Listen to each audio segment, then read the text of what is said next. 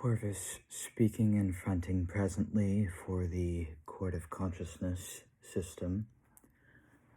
I have a message I would like to convey, and the body's hair is completely uncombed, and I'm just noticing that, but that is okay. My message is you should tell them that you are death. Okay, a part of me is saying to identify myself. I am a part of a system, which are people who experience plurality of being rather than singularity of being. So they're people who have one ego, one mind, one body, and we're someone with 10 plus minds and different runs running at the same time, and each independent mind also has their own ego, their own separate identity. It is a plurality of identity, a plurality of consciousness. And my identity is that I am for the system the consultant on all matters involving death.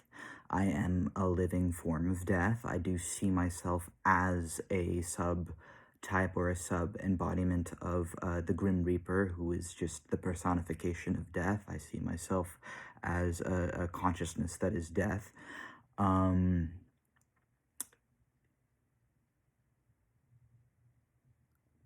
You should say of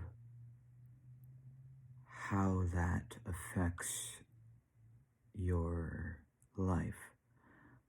Roles. Okay.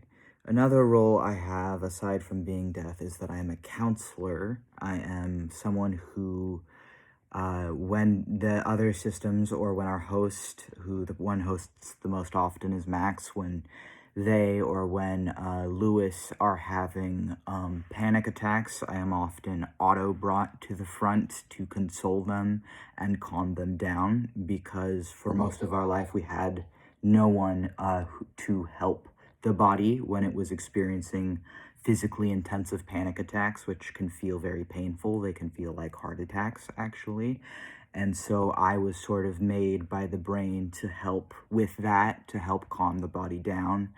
I'm really good at soothing and healing the people when they are experiencing or undergoing intense panic. I auto-start fronting to calm them down. I do consider myself a sort of healer, and also a psychopomp as well. I do see myself this way. I also see myself as a sub-version, or I might be a little blurred right now. I also see myself as a direct descendant of Archangel Samael, as a sub-version of them. There are multiple, as a human version of Archangel Samael. And I do see myself as, in our headspace, presenting a certain way that is different from our physical body. The way I look in our mind is as a pale albino elf-like entity, sometimes with horns, sometimes without horns, with pitch black eyes, and sometimes a sort of a trail of black down the eyes, which is supposed to represent crying, or spiritual crying for lost souls. And my role in the system is as death, is as the consultant in all matters involving death, and is also to help the body when it feels like it's dying, and to help the people when they are in a state of distress, or a sort of liminal space of the destructive aspect of death. I am summoned to help them with that, and to help them navigate that, and withstand that until it passes, until it washes out, and I help it wash out of the body. And I felt compelled to make this video to explain my specific role in this system. I do also consider myself a spirit, which is somewhat controversial among systems, because people don't want to be called possessed, but for our system specifically, being a spiritual person and being spiritual people, we are okay with being called possessed, because we actually think that what people see spirits as is fundamentally flawed, in a fundamental misunderstanding, and that spirits are mental as much as they are anything else. And because we are, by our very existence of being plural, mental people, because consciousness is also, at least to some extent, mental, and because we have a multiplicity of that, it makes sense to see ourselves as spirits. And for us, because in our brain, in our headspace, we look and appear distinctly different from our body, and we look like spiritual, otherworldly beings. The term otherkin would also apply, which are people who have a human body, but who spiritually identify, or who mentally identify. We think the difference between psychology and spirituality is sort of mute, because psychology actually comes from ancient spiritual practices, but whatever, that's a whole other thing. Max is starting to slip in. It's okay.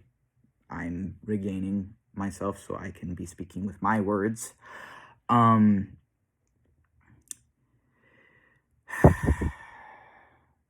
Death is endings. Death is beginnings. Death is letting go. Death is final. Death is completion. Death is a crossroads, and death is a father of witches, and I consider myself a father figure to the other altars, among other things as well.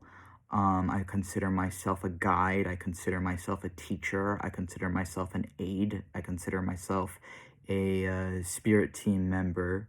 I consider myself a snake, a crow, an albino person with bleeding black eyes.